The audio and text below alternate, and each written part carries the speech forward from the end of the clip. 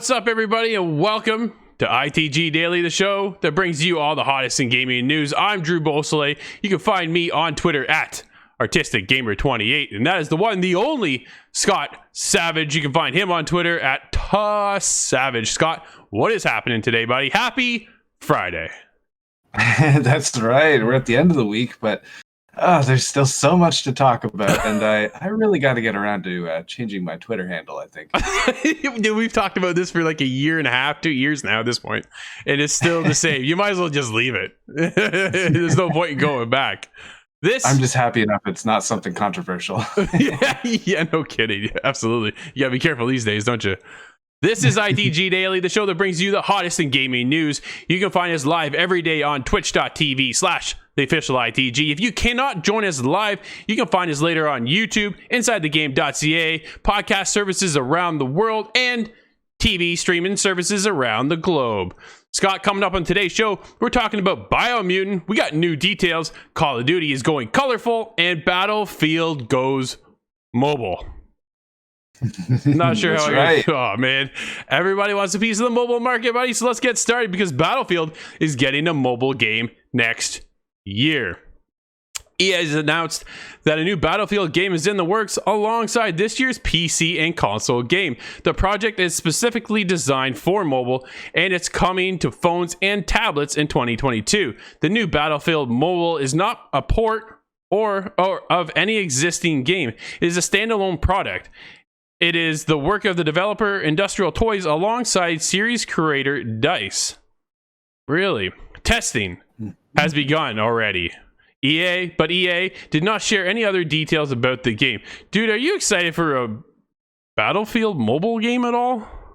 That's one of these things that I never expected to hear about. I'm going to have to trust that our own Nathan will take care of taking a look into that first for us, because he's following up some Call of Duty mobile that he really enjoyed. So yeah. I know that there can be quality to these, and it's very important to me that they mentioned it is not a port or just a recreation. Sure. So I am really hopeful, and I'm certainly curious. Battlefield is a series is very close to me, so I'm gonna have to check this one out.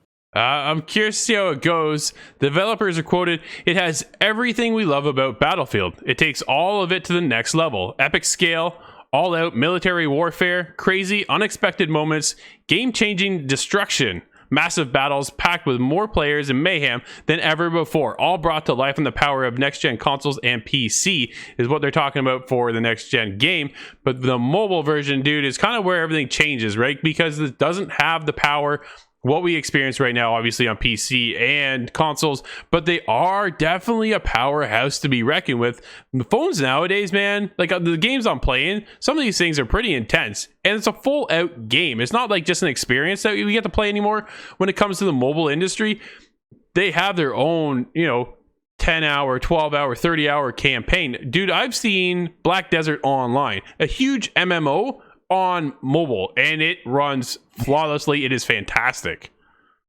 Yeah, everything seems to be coming with a mobile version of some sort. There's even a League of Legends mobile app, and they're getting more intricate. I'm sort of hoping that this Battlefield one plays to the higher tier of mobiles, sure, because there's quite a variance of hardware out there. So I don't want to see the game suffer because of that. But at the same token, you want that game to be available for everybody. So I'm really curious to see where it lands.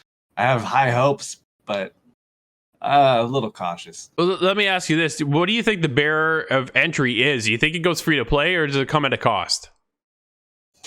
Oh, that's interesting. I hadn't quite thought of that, because this is such a seemingly a large project with the real people on it. That would sort of indicate that there would be a cost, but like I mentioned, Call of Duty Mobile, I believe, is completely free. So there is comparison to be made. Absolutely, right? You get Call of Duty for free, you're getting Fortnite for free. So there's some major titles out there that come at no cost whatsoever. So when you're jumping in, are they bringing a battle royale or a campaign mode or both? Oh, personally, I'm actually hoping for the battle royale. I was one of the few, admittedly, that enjoyed it in the latest Battlefield, and unfortunately, that did not last. So I would like to see it come back in some capacity, perhaps with some lessons learned. Yeah, there's lots of lessons to be learned out there in the world of Battle Royale and mobile. So we'll see what the future holds for Battlefield. But let's get into some Biomutant trailer. Has been revealed more about the game. Alongside the new trailer, it was announced that the digital pre-orders have kicked off, and the game will offer the Mercenary class loadout as a pre-order bonus. The Mercenary class loadout offers a combination of perks that can be unlocked in-game, but with the DLC, you can start the game already set up. Seems like a bit of a weird spin. Why get the pre-orders? Man, oh man. Biomutant is an open world post-apocalyptic RPG with martial arts style combat systems allowing you to mix melee, shooting, and mutant ability action. What do you got, Scott? Are you excited for this? This sounds quite interesting. It's a combination of things that I don't think we see too often, and what I've seen visually from the game is nice and colorful and imaginative. So I do want to see where this one goes.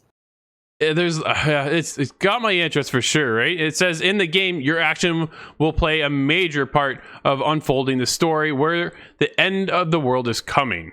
A plague is ruining the land and the tree of life is bleeding death from its roots. Dude, it sounds like a cool concept. To be honest, like, I'm pretty pumped. But when they announced the trailer, the original trailer back in 2018, okay? I want to get into a discussion here because this is the future of what happens with games, the problems we see, right? So the 2018 Biomutant trailer releases. Everybody's like, what is this? We're blown away. Can't wait to see what happens. It's now 2021. They're getting ready. They're revamping the systems, the game. Everything now looks a lot different than what the game initially looked like with its announcement trailer. Has me concerned because why? We see this in several games. Anthem being one of the biggest that we know, and of course, currently, back in December, Cyberpunk 2077. Scott, what kind of concerns does this raise for you? Does it raise any concerns at all, or are you good to go with what you've seen so far?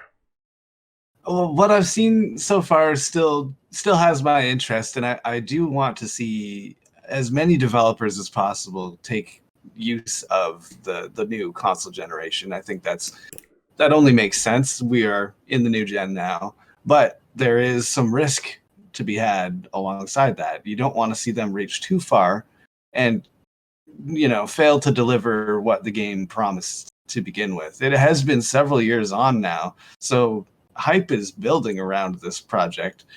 So it's going to be interesting to see how the hype is kind of expressed after release, or if there is just too much hype and it is going to fall short. It's one of those situations that could turn unfortunate, but personally I am hopeful to see this kind of brought to the next gen. I think there's a lot of very interesting things that they could do with it, so I'm hoping that 3 years has been quite a long time. If they need to take another half a year, a year plus from their current date, sure. I would much rather them push the release date and deliver something of value.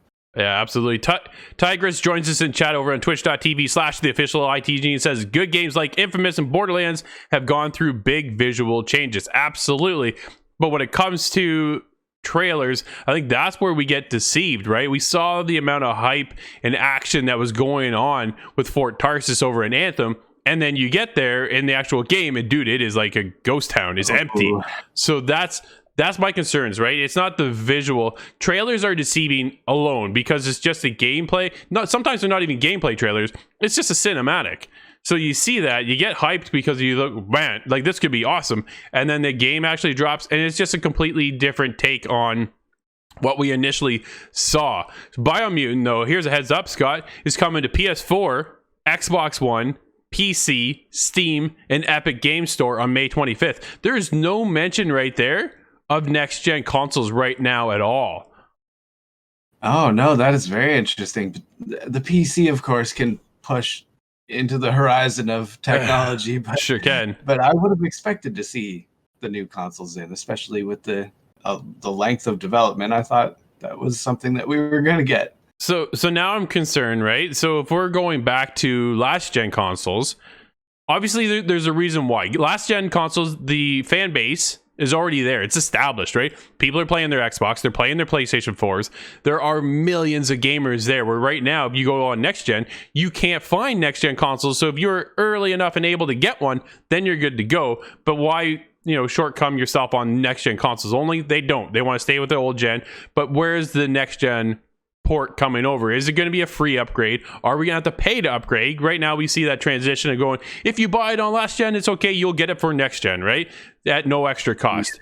But if it's already on PC, like you said, right, we're on Epic Games Store, we're on Steam here with Biomutant, it's going to push the technology over there. How hard would it be for them? I don't know. I'm not saying this is an easy thing to do by any means. I'm no developer. I'm just some guy on TV talking about video games. But how hard would it be for them to take that and move it over to next gen consoles so we can get the full-fledged, almost PC experience? It'll be interesting to see if they do come down the line with updates. We've seen lots of examples of that. That would be very convenient, but they could do some sort of a re-release, and here it is again, another chance to kind of push the game in a marketing kind of way and get it on new consoles now. It'll be interesting to see which way it kind of unfolds. Absolutely. So if they do need to delay it, by all means, man, it wouldn't break my heart. Oh, you know what? Make sure the game is perfect when it launches, or at least as perfect as it can be for today's standards, because you always get day one patches. Like, that's inevitable. Now when a game launches, there's always some kind of errors, some kind of issues, some kind of bugs, and then day one patch. Oh, we know we're going to be fixing this. That's because they send it off for cert, it gets certified and whatever, it gets ready for launch, but they've already got a list of bugs that they need to go back into to make sure that they get it fixed, right? So on day one, and sometimes we're playing these games because we get them ahead of time, we're playing them with the bugs. So they even warn us, hey, there's going to be a day one patch coming. You might want to check that out first before your final review. Keep that in the back of your mind when we're doing some of these reviews, right? And of course, we always mention that there is a day one patch, or we haven't had it with the patch. We played at our current version. So there's a lot of things going on when it comes to the world of making games. But for them, I think Biomutant is probably one of the highlights of the year, and definitely a curious one to see where it lands as far as sales. How many people are excited for it? Chat, let us know. Are you guys picking up Biomutant? Are you excited for this game? Tigress points out that No Man's Sky effect. We kind of thought maybe Anthem would get that No Man's Sky effect, and they just shut it down. That was a heartbreak, Scott. Yeah. Still waiting on that one to turn itself around, but yeah. Not going to happen, right? Because they've just completely closed the project. Will we ever see that make the light of day again? Who knows? But devs definitely need to take their time and make sure things are polished the first time around.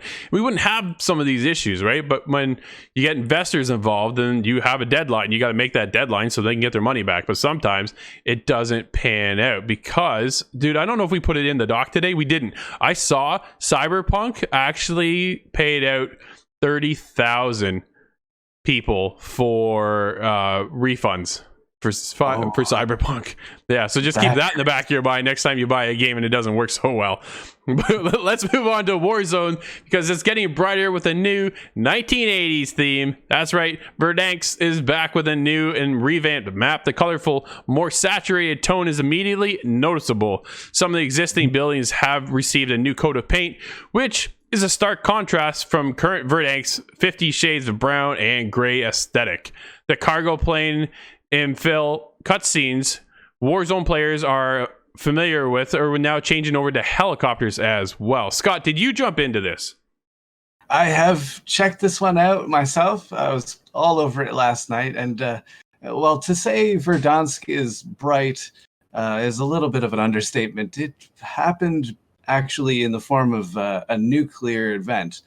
There was a nuke set off in part of the storyline that is unfolding surrounding Adler and Stitch.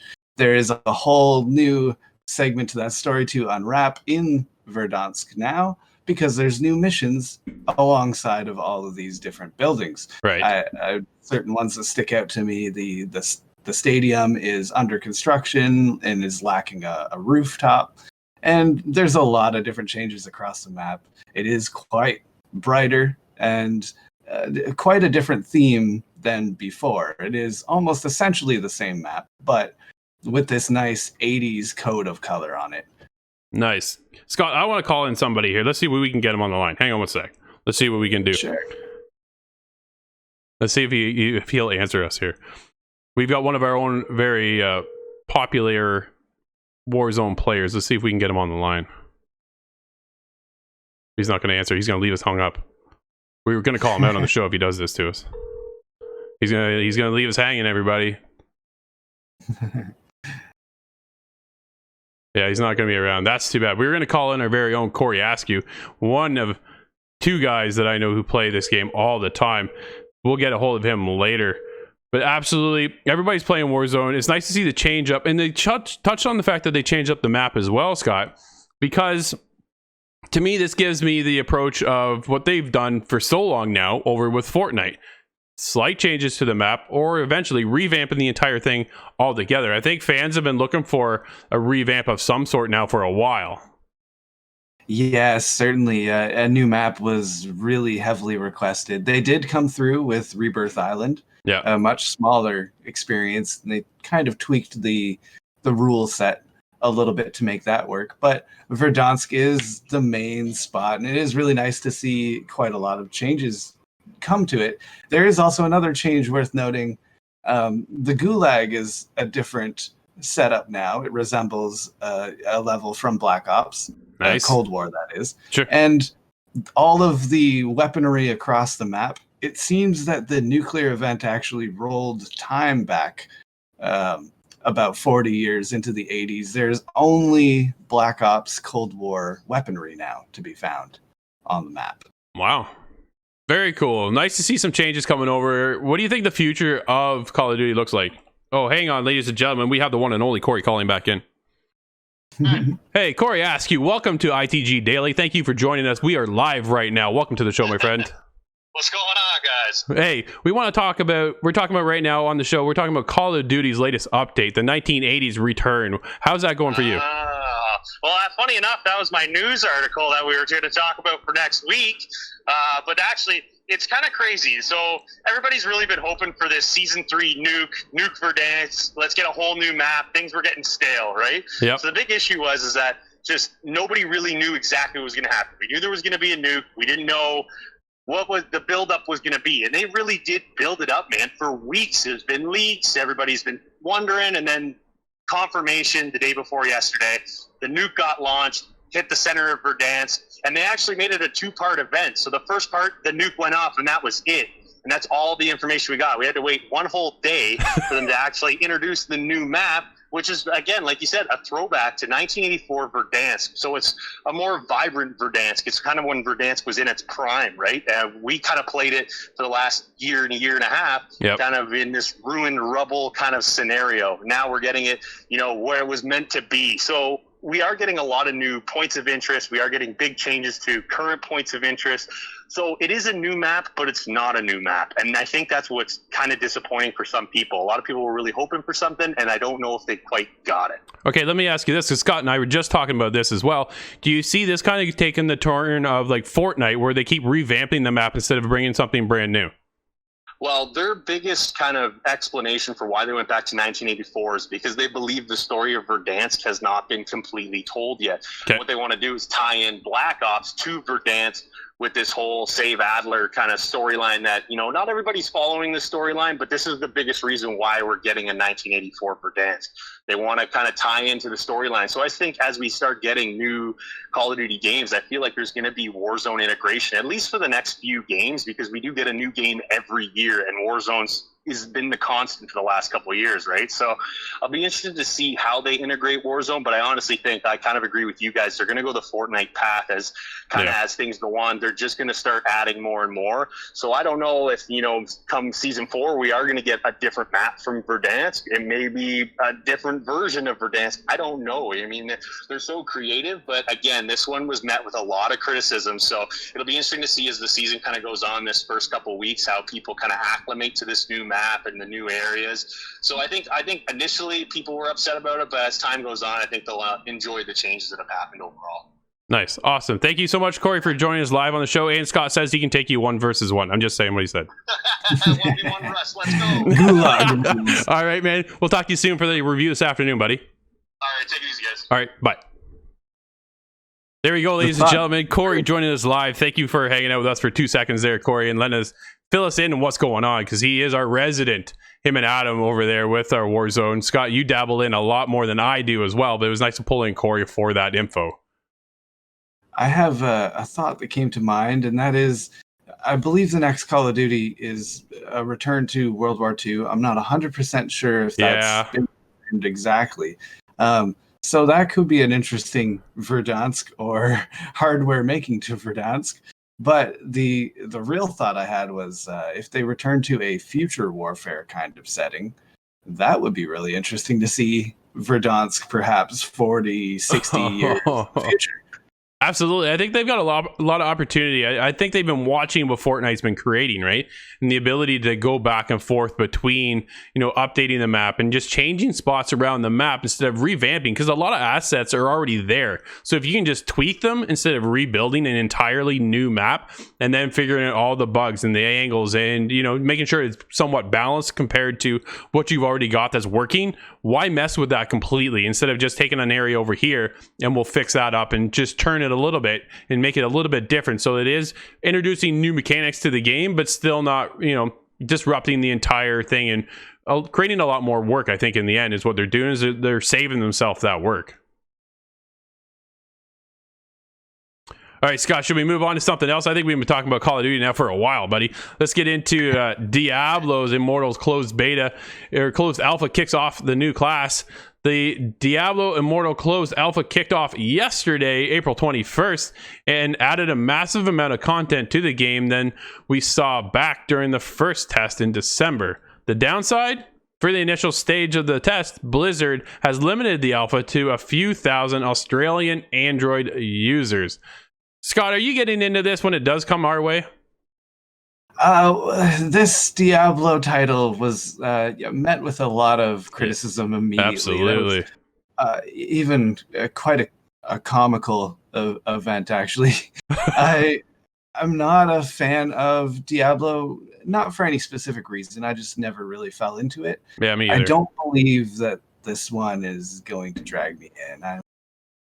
I'm curious to see how it works, especially in the face of all the criticism, but I'm not going to find myself in there day one, that's for sure. Yeah, me either. I'm going to sit back and watch this one kind of unfold and see how it goes from there. But let's jump into Tales of Arise will be released in September for the PlayStation 5, Xbox Series X and S. Those versions have been announced, coming on September 10th. Scott, we're getting late in the show already, man. Holy, time flies when we're talking all the time, isn't it? Like, it's nuts. Let's get into the Star Wars Knights of the Old Republic was announced as a remake by the team Aspyr. Let's take a look here. Bloomberg reported Jason Schreier, who is among the first to reveal the Knights of the Old Republic remake, is in development. Now, it's made by a studio that doesn't have a high-tiered background, we'll call it, Scott. And they're going for more of a remake than a remaster. What are your thoughts on this one? Well, I hope it's interesting because a remaster, I think, would follow a definition that would preserve most of the game as it were, sure, the first time around. So I'm curious to see what they're going to tweak, because a lot of people really hold this to be the holy grail of RPG games, really. Yeah, for sure. So I'm nervous to see what they're going to change, but I am still very excited to see another Star Wars game come back. This Aspyr isn't known for a lot of terribly large games, but they have actually come off of the work of the Star Wars Republic Commando remake, that we just saw released. So I'm very hopeful that they're putting this property in good hands. Star Wars is a beloved franchise, right? So it's hard to... We've seen what EA has done with the franchise name and how that's panned out, and it recently has come around really well, especially with Jedi Fallen Order. Man, that one was incredible, right? So it was nice to see something, but you're kind of... Yeah, exactly. Yeah, you're kind of dancing on fire here, because if it doesn't work, you're going to go down in a whole blaze of flames. But if it does work, man, you're going to rise through the ashes, right? You know what I mean? Yeah, that title is so important to a lot of people. So the commercial side of it is almost guaranteed, as long as they produce something of decent quality. And I really believe that that's doable nowadays. I think so too. Scott, let's go down to the very bottom of the list here, and why don't you give us the rundown of what's coming out today? All right. Well, we have several releases, not quite as packed as normal, but there is quite a few things of note here. We have Judgment coming to the PS5, the Xbox Series S and X, and the Stadia system, that is. And then we have Antventor coming to the Xbox One. And Moonraider coming to the Xbox One and Switch. Dungeon and Gravestone coming to the Xbox One and PC. The Skylia Prophecy, that's for PS4 and Xbox One. Little Mouse's Encyclopedia for the Xbox One and the Switch. Oh my goodness. Sounds like a cute little tale, that one. And Dead Dust coming to the Xbox One. And Near Replicant version 1.2. I'm not going to go with the numbers, but that is coming to the PC, the PS4, and the Xbox One. Nice. Dude, so Antventor is the first short chapter of the Ant Trilogy series about an ant and his unusual adventures in the realistic macro world. The main character is an inventor ant. Despite his small size, he has a big dream. I